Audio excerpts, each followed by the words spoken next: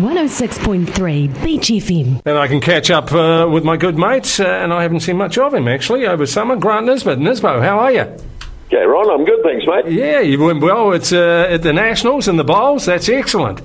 Yeah, we were thrilled, actually. Thrilled with the way we played.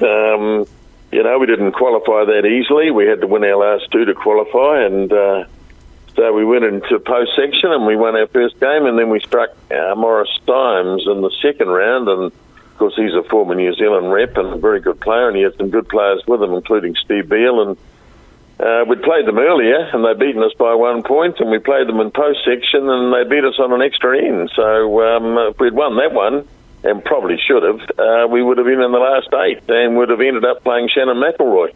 Joe! Yeah! Wow, that's great stuff. Good on you. That's excellent. It's good to see you playing bloody good bowls. Hopefully we'll see you at the Wilton Classic coming up next week. Let's talk let's talk a little bit of sport. Cricket. Virat Kohli, he sort of threw his rag around a little bit, which surprises me a little. But, boy, this New Zealand side in the 2 test matches has been outstanding, hasn't it, really? Particularly their bowlers. Yeah, look, we're a good team at home. Our biggest issue is winning away from home, and, of course, that's what this Test Championship's all about. And India have found how hard it is. We found how hard it was in Australia, and I think the team that's going to emerge on top will be the team that can actually win away from home. But, I mean, we had pitches very much in our favour, there's no doubt about that, although the Indian pace of attack is not too damn bad, but we were even brave enough to go into the Christchurch game without a spinner, which was quite remarkable. So we obviously put plenty of emphasis on the pace bowling, and it worked out. And when you think about it, the test match didn't even get to the halfway point, and the one in Wellington wasn't much better. So, yeah, dominant performance, and but as I say, we have to learn to win away from home. They go and play some ODIs now, don't they, in Australia, which is... And then we go back, of course, and we're back playing T20 again in about 6 months' time. Ridiculous. Yeah, we've got a World Cup, the T20 World Cup coming up, and, we're playing...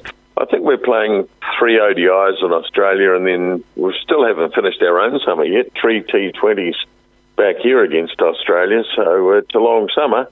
But, we have to be adaptable, and we have to be able to get back into these different forms of the game. We're very good at the ODIs.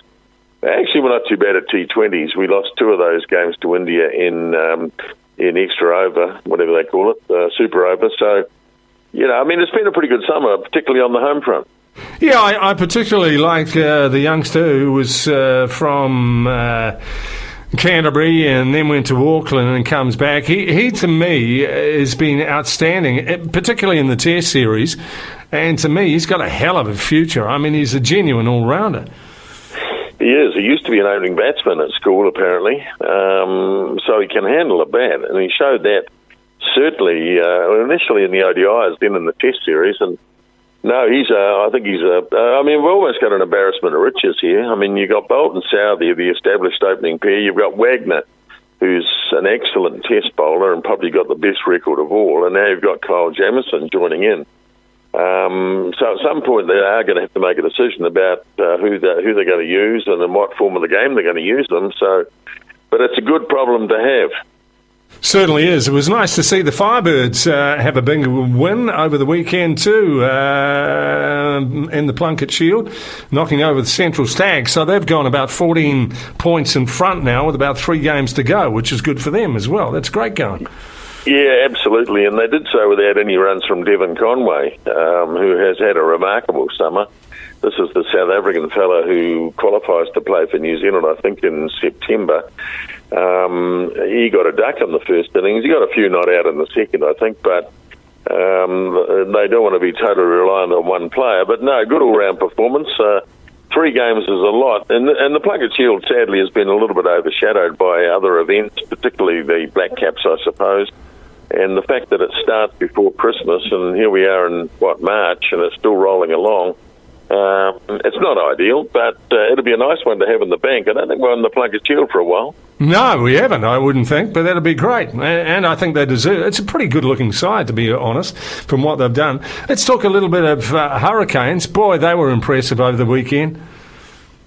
Got to be honest with you, Ron. I only saw the score. I was on the bowling green. Yeah, you were. Yeah, it was late so afternoon. I didn't see them. Yeah. But I did see the score, and I did see how many tries they scored and all the rest of it. And I did see also that they left out a few blokes, like Geordie Barrett wasn't there and Dane Coles wasn't there, so that's impressive.